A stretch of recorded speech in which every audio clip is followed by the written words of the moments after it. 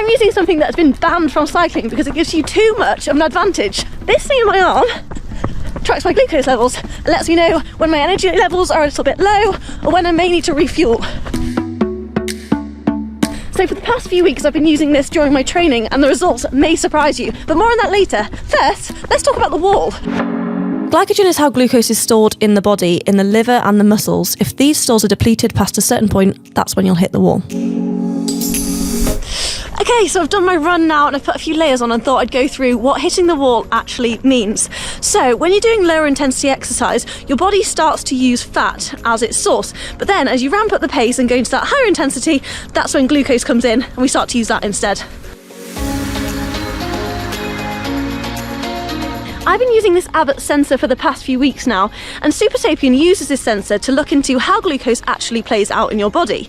Now this video isn't sponsored, but with brands like Zoe also looking to use this for optimum nutrition, I thought it might be an interesting piece of tech, and also something that might be able to help me with my running. There's a tiny filament that detects the glucose levels in the interstitial fluid around my cells under my skin, and it syncs with the app to show me my real-time glucose levels. You can leave the sensor on and it will work for up to 14 days.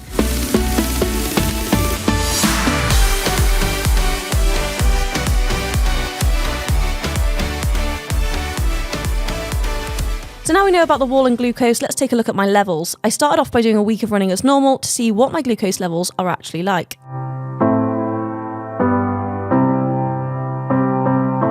So I'm training for a 10k at the moment, but I'm trying to keep my mileage a little bit higher because I do want to do a marathon later in the year. But I thought I'd talk a little bit about what I use for fueling. So my general rule is that I'm going out for more than an hour, I'll try and take fuel with me. And then every 7k-ish, I'll try and take a gel. I went out for a half marathon training session earlier in the week, and I did only take one gel where I should, I guess, I've taken two. So I'm expecting that my glucose levels might have dipped quite a lot during the run, but I'm really excited to look into the stats and see what actually happened and where my glucose levels actually got to during that longer training session. So I've just had a look at my app and how my glucose has changed, and what I find really interesting is that despite me not fueling on some of my runs, my glucose levels still spike, and this is because my body is releasing that glucose for me to use as energy to fuel me in my run. I've got some learnings from this and I'm going to try and use this going forward. So on my next runs, I'm going to try and fuel more efficiently and make sure that I have breakfast, for example, and also take on some fuel during the runs to see whether that affects my energy levels and whether that increases my efficiency of running. I'm just out on my run, I've got some gels with me, so I'm ready for this experiment. But first, let's go through the science behind fueling for a run. When you eat carbs, your body breaks them down into simple sugars, which are absorbed into the bloodstream. As the sugar levels rise in your body, the pancreas releases insulin. Insulin is a hormone needed to move sugar from the blood into the cells, where the sugar can be used as a source of energy. Generally, you want to maintain fairly stable glucose levels, as this can help with your overall metabolism, reduce inflammation, and also helps with recovery. Now, there's lots of things that can cause rises or rushes in your glucose levels. Obviously, there's food, but there's also things like your mood, also stresses in your life, and there's also exercise or movement. Weirdly, if you eat exactly the same meal but change the order in which you eat it, it can dramatically change the body's glucose response. So think fibre, fat, protein, and then carbohydrates.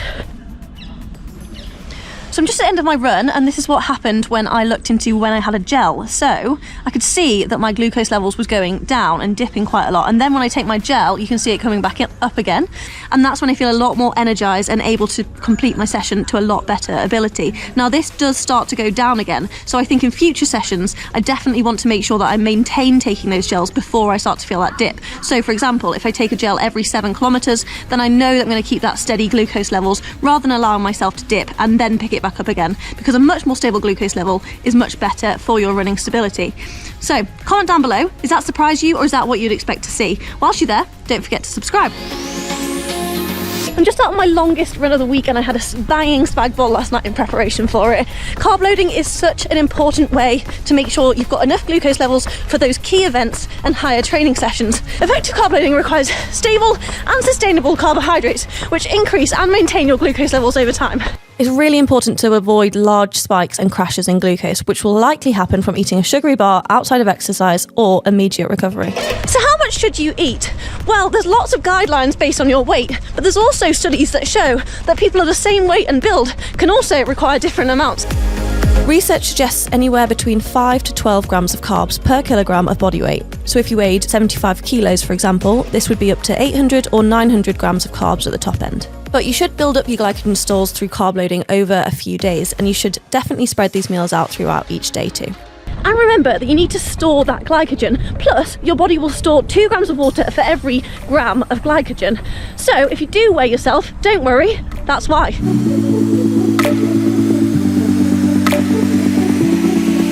I've got a few more runs to do this week, so I'm going to practice some carb loading and I'm going to report back.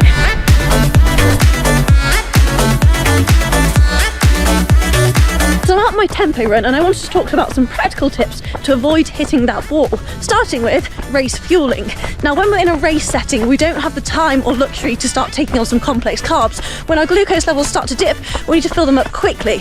So I'd recommend, just like you build up your mileage, starting to build up how you take on your fueling. And you can do this over several weeks and make sure you go with specific branding to avoid running into any stomach issues.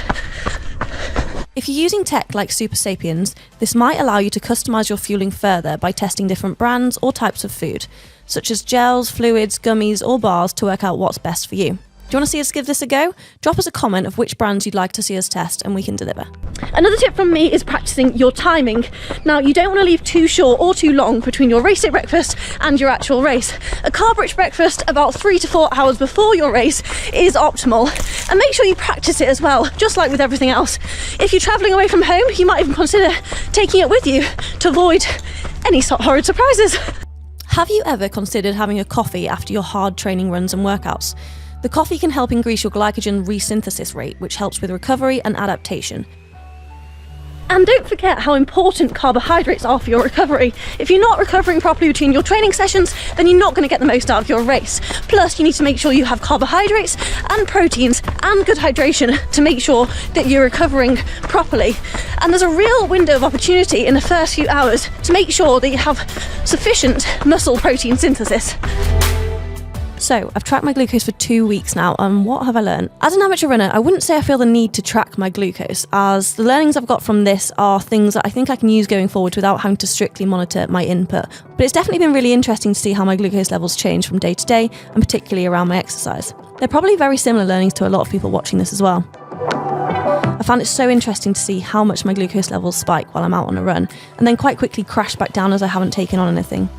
To avoid these crashes, I'll try and maintain more stability by planning in my fuel stops and actually sticking to them.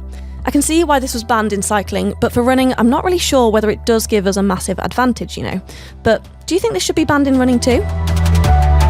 What do you think about all this tech and monitoring your glucose? And how closely do you monitor your carb loading before you take on a race? I'm interested to know, so let us know in the comments below. And for now, sit back and watch Sarah take on Osaka Marathon, where she does all the carb loading so that you don't have to.